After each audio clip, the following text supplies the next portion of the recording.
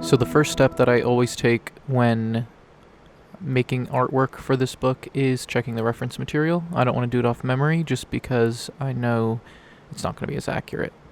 So I usually open up Fusion 360 if there's anything geometric because I know the platform better and I can come up with very precise results very quickly.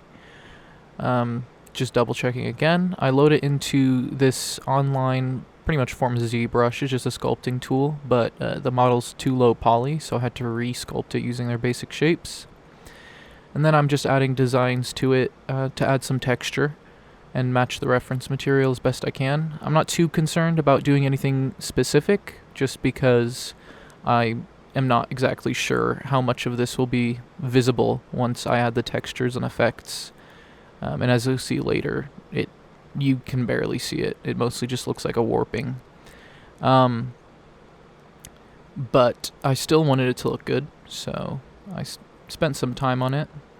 Then I just modeled the doors, and I wanted to add in these textures to everything because the submitted trip report said that the designs on it and the intricacy of those designs was more of an intrinsic property of the material that this space was made of rather than something overlaid on it.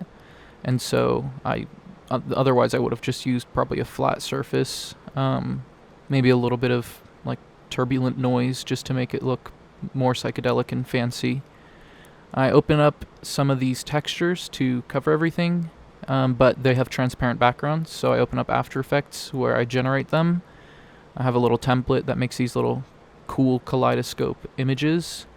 But again, I forgot to turn off transparency, and so I export it as a JPEG. That way I can get the black background, and the glow effect will only go through the design. Just testing out the render.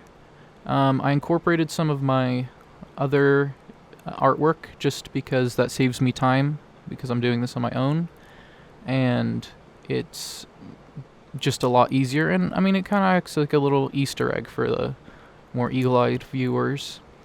I'm using Adobe Dimension for the placement and rendering because even though it has some limitations, it's very easy to use and it's very fast. I also get monthly cloud credits for rendering off-site, and because I'm running a 2016 base model MacBook Pro, that's very helpful to say the least. I added in a little stock human because I'm not about to model that. And then I'm just getting the framing right, adding some pillars in for complexity, and also so all that work doesn't go to waste. And then I import it into Photoshop and add some highlights to make the character stand out from the background a bit more, because the pillars are dark.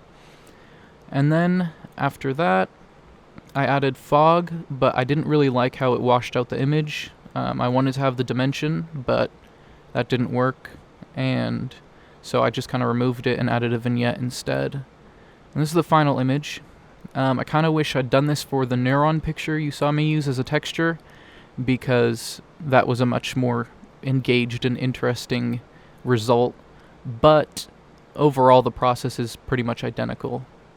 Some people might be opposed to me calling this illustration because I'm not drawing it, but considering I'm doing all of this on my own, I don't really have the time for that, and also I just don't have the budget to hire an illustrator. But I think the final results look pretty good, and it's certainly better than what I would get if I were drawing it out.